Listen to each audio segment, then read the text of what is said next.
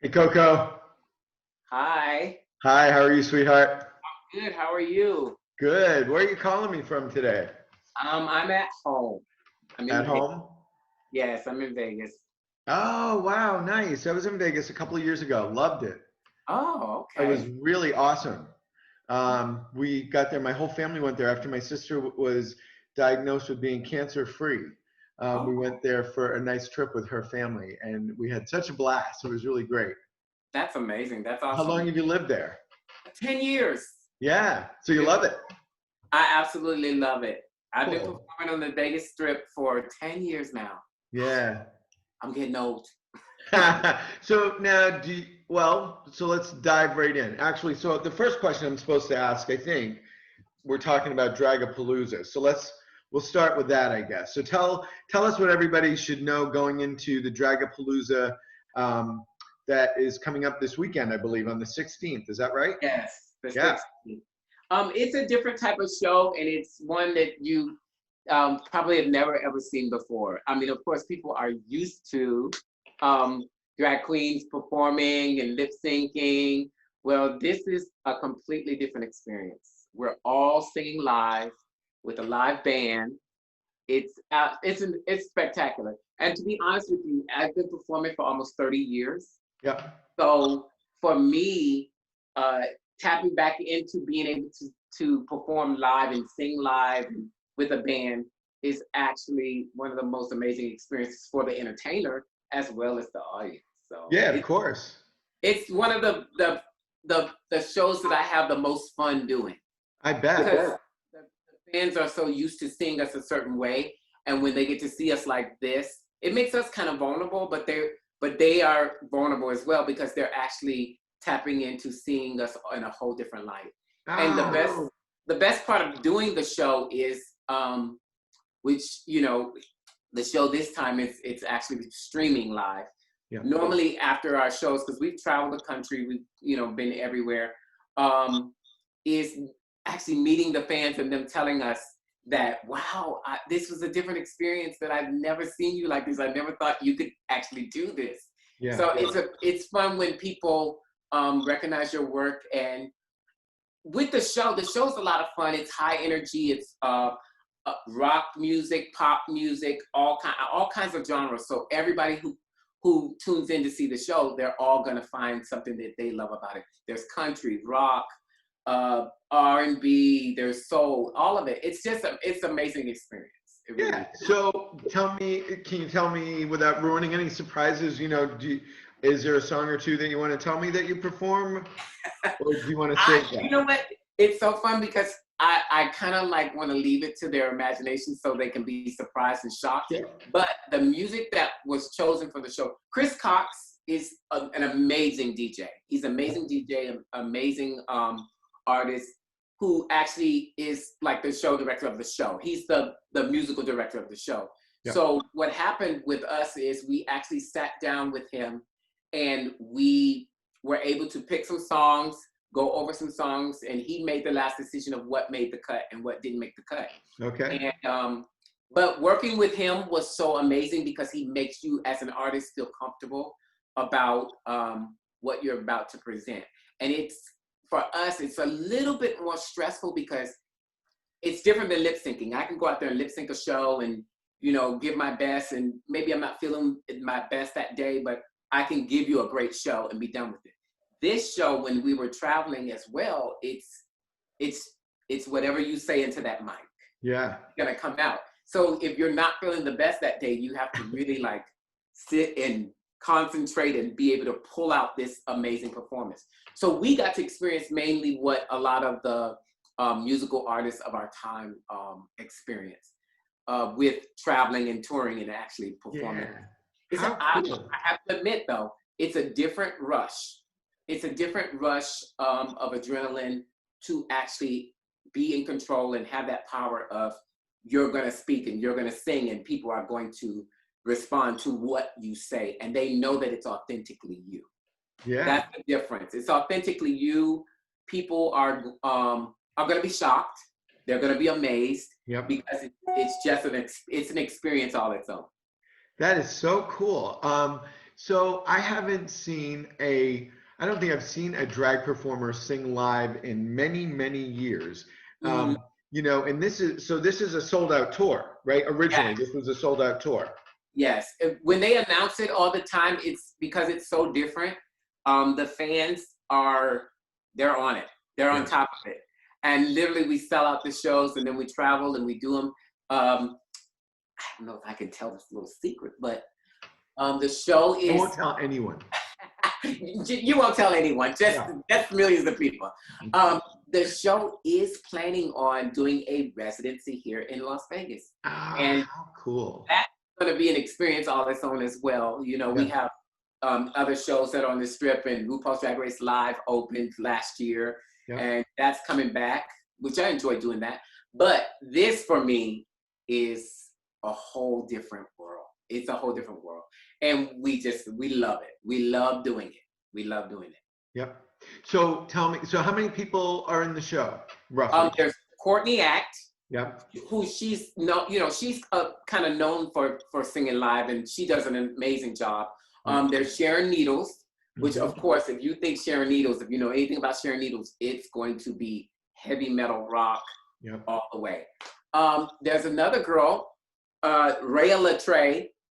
Rhea to me is more so of the host of the show because she gets the crowd riled up, and she's amazing as well. She does a lot of rock music too. She's really, really good. Derek Barry's known for Britney Spears. He's known for Britney Spears, but a lot of people don't know that Derek actually sings, and he sings very well. Yeah. So I've been performing with Derek for over 10 years here in Vegas. Wow. So he's absolutely incredible. Yeah. Who else is there? Trixie Mattel. Yeah. Right. Trixie Mattel is like the drag Dolly Parton. I absolutely love working with her. She knows how to command a crowd, and she is great. She plays the guitar, sings. She has her own original music as well, and it's incredible. Absolutely incredible. Very cool. Let's see, Sharon, Derek, Courtney, Rhea Latre, myself. Yep. Yeah. So I have a few questions. I don't know how long we have. I think we have like 15 minutes or something. I don't want to keep you too long, but there were a couple of other things I did want to ask. Okay. So so far in your career, what's been the highlight or one or two of the highlights of your career? Two of the highlights from my career was being Miss Gay America in 2010. Yeah. That was an experience all its own because there was so much controversy behind the win of Miss America. Yeah. At that time, of course, my really, really good friend, Alyssa Edwards, she won the pageant. We were 6 points apart, and there was a conflict with her and the owners, and they decided to part ways. Well, someone has to do the job for the year. And Miss America is a job. People don't understand it. They think it's all glamour and pretty. You wear the crown and you be pretty, but you really become the CEO of that company for the year. Sure. You're actually a businessman by day. You run all the business stuff. And what I loved about that was it helped me become a businessman outside of doing the art form of drag. And that's what I loved about it because all your former Miss Gay Americas are all business owners. Alyssa is a business owner now. They're all business owners, entrepreneurs, and all kinds of stuff. So you get these connections. So the reason I chose Miss America was because it was all about being a man, authentically a man in the day, and being able to create this beautiful woman persona at night. But they didn't shy away from who you really were. And it's a network. It's a network. That's why I love that was one of the highlights of my career. And I still go back, as a former and do a lot of duties and all kinds of things. And I would say, gosh, I have like 3. So that's one. Yeah. My other one was actually my 11 years at Walt Disney World. I worked 11 years in Walt Disney Entertainment. It's where I learned the structure. It's where I learned the discipline to be a great entertainer. Didn't know it was going to, be something I used later on in my life. And I think that's why my career has been so I've had so much longevity in my career is because of learning the professional side of it and being that businessman overall. So So were you characters at Disney World? I was a dancer at Disney, and I did characters. I mean, I did everything. I worked in all 4 parks when I lived in Orlando. I worked in all 4 parks. I did Fantasmic, the stage show. Okay. I did the castle show, Cinderella Surprise Celebration. I did all. I mean, I worked in every single park, so it was one of the most amazing experiences for me. Yeah. I think I tell people all the time, Disney is where I grew up. Yeah. It's where I grew up. It's where I was, because I lost my parents at such an early age to cancer. Yeah. I went to Disney. I left Miami, went to Disney, and that's where I spent 11 years of my life and created my own family and was able to grow. So Disney. And then the other highlight for me was actually getting that call from RuPaul saying, you know, I want you to be on my show. Yeah. And, you know, with all the controversy and all the things that go on, people don't know the real truth behind the scenes, and behind the scenes, it's really something special. It's really, really something special. And I think that now that they've won all the Emmys and created all of these stars, created all of these guys who've been able to go different avenues and become great across the world, it's just been amazing. So those are my 3 like major accomplishments that I'm just proud of. Yeah, I think RuPaul and all of you contestants that have been on that show for the years that it's been on have done a lot to help promote, you know, LGBT acceptance and conversation and normalize so much for the LGBTQ community. Really. Yes. Yeah, it's been amazing. So let me think. What else do I have for questions for you? What have you been doing? So with all the stuff that you've been doing, how have you been doing it? I don't know, safely with COVID, or you know, what have you been doing during COVID? A lot of things I've been doing lately are, there's a lot of shows going on and things that people are doing virtually and stuff. And I decided to take the time and just connect with my fans, because they are going through this as well. I'm going through it. And I think what's best is that I'm able to talk to them and brighten their day and make them feel like, you know, like, oh my God, I've met somebody that I, you know, look up to, and they just talk to me casually. So I've been using my time to basically connect with them and help make sure that they're okay. Yeah. Because I get it that we are all going through something right now. We're all going through this. I mean, I'm going through it. I had to basically, you know, entertainers, we are known to, our job is to mask the reality. Yep. And for so long, that was our job. And right now, I think this entire, going almost on a year since March, you know, I did my last show at RuPaul's Drag Race Live, and then it was like, we were going full speed ahead, and then stopped. Yep. So for the entertainers, our job is always, you know, we'll, you know, make people get away from the reality and everything. And now we are the ones who have to sit back and say to ourselves, okay, wait a minute, this is affecting me. I'm used to being on stage. Yeah. Constantly, some days, 16-hour days, or, you know, I'm used to going, and then it was abruptly a stop. So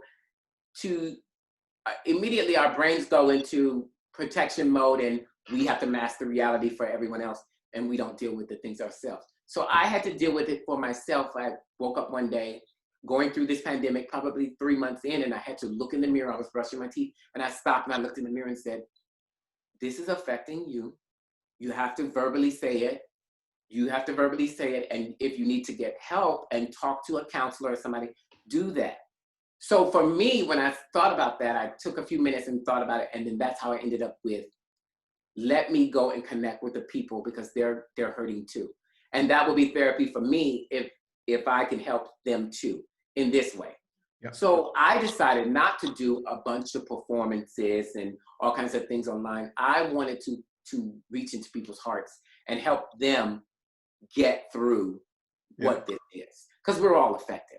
We're all affected. This is one time in our history where people will be able to say, not just one group of people are affected by this. We're all affected. And it's been hard. you know, it's been hard. I've gone through it. I've had family members that have caught, you know, COVID, and we had to really run pins and needles, making sure that they're okay. I lost a few people, but it's just still, it makes you realize how precious life is. And that's how I've been coping with this. That's how I've been coping with this. Every chance I get, I reach out to people. The other day I decided I was gonna wake up. It was really cold in Vegas. And if you know Vegas weather, you know, and our summers, we're 100 and something. Yeah. So people are not, we don't get a long, cold winter. But there were homeless people under the bridge and all kinds of stuff. And I was saying to myself, you've been allowed so much in your life and you have so much. You don't need this much. Give it away. Yeah. And I went through my closet, I picked a bunch of things, loaded them all in my car, and went down to the bridge and gave them coats and jackets and blankets and all kinds of things, and said, you'll get through this. Gave them all, you know, the food that I didn't need in my refrigerator and all kinds of stuff that was, you know, prepared, and we have leftovers and all kinds of stuff. I fixed really nice plates and said, here, feed the people. Do something for somebody else. Pay it forward, it'll come back to you. But just pay it forward with the right intentions and it will come back to you. So I did that. I'm gonna do it again. I'm gonna try to do it every a month, you know, to help people out so they have clean clothes, so they have nice things, and they're able to live. People are able to live. Well, that's a beautiful gesture. I mean, you know, we could certainly use more of that from people that are able to do it. Yeah. What are you most looking forward to? I don't want to put words in your mouth. What are you looking most forward to after COVID? I'm looking forward to getting back on stage safely, and you know, I'm hoping that, you know, with everything that's going on, the people, some people are against the vaccine, some people want the vaccine. I mean, I myself, I'm going to get the vaccine. I am, because I travel to Europe, I travel all kinds of places all over the world, and sometimes it's not just for me, because I can be asymptomatic and then get someone sick. So that to me, it means more. It's not about me just protecting myself, it's about me protecting others. So that's why I want to do it. But I also want to get back out there, because I think that the art form of performance, any type of performance, Broadway, all of this kind of stuff it's healing to people. It's healing. It's mentally stimulating for people. And I think I was put on this earth to be a performer and entertainer. So my job is to get back out there and do what people need. Sure. You know, do what people need. Do you want to give us a taste of anything? Do you want to do an a cappella anything for the audience? I don't want to spoil it for them. I want them to see it on the show. Well, you can do a Disney song like you used to do in Disney World or something. Oh my God! You know, it's early here. It's early. Oh, that's right. I did forget that. I'm on the East Coast. I did forget that it's early there. And I'm not even gonna be funny. I probably woke up about an hour ago, and I cooked breakfast for my husband and all that stuff, and then I came in here to do this. So my voice is like me. So if you want to, I'm giving you the opportunity, and if not, you don't have to at all. So you. It's not. Not right now? No. Are you gonna tune into the show? What's that? Are you gonna tune into the show? Oh yeah, definitely. I want you to tune into the show, and then I want you to give me your very great constructive criticism. I need, but I want to surprise everybody, and I want them to see me in this light, because no one's ever got a chance to see me perform live, singing live. So I'm excited. It seems like it would be very exciting for you. Yeah. So I have one more question. After the year that we've had with COVID, Black Lives Matter, the election, and what's going on currently, what words of support, I guess, do you have for young, aspiring performers, whether it's drag or not? For many years, we're told, you know, as performers, that our job is to entertain only, and our job is not to, you know, be political or religious. And I think that is changing, and people are understanding the power that we have with our voices to unite not only the country, but the world. And I can say that because I've seen it. I've traveled to Brazil, I've traveled to Europe, I've traveled to all these places, and to be able to become one with these people across the globe and see how other people live, it's very, very important. It's very, very important that we acknowledge it and we actually take the time to understand other people. So I think as young entertainers, I tell the young entertainers, there is no right or wrong on how to do this. However, at the end of the day, just think about how you're affecting the community and what you want to get across. We do comedy, we do all kinds of stuff. Think of a way to relate that to unite people all over the world. There are people across the world that we don't even understand how they're living or what they're doing. If we take the time to listen to other aspects and other things across the aisle and just try to unify everything, it will make a huge difference. So I tell them, don't hold back on your art. Don't let anyone tell you how to do your art, but make sure that at the end of the day, you're affecting people in a positive way. You're affecting people in a positive way. I agree with that 1,000%. Is there anything else that you want to say? I think I've kept you on a little long. So is there anything else that you want to say to, your fans or anyone that might be watching this? Any messages you want to get out there? I hope they enjoy Dragapalooza, and I hope that it brings some light and joy to their day. Anyone who buys the live stream, they know that they can watch it for 72 hours. So you can watch it by yourself, and then if you want to bring your family in and say, hey, come out of the room, come watch this. It will be something that can unify your family, your friends, and everyone else, and you'll just enjoy it. It's very lighthearted, a lot of fun. Yeah. Enjoy watching it, enjoy seeing it, and the perfect escapism. And I really appreciate your time. I hope you and your husband stay safe and healthy, and I look forward to talking to you again sometime soon. Thank you so much. Okay, thank you, Coco. Thank you. Love you. Bye-bye. Bye-bye.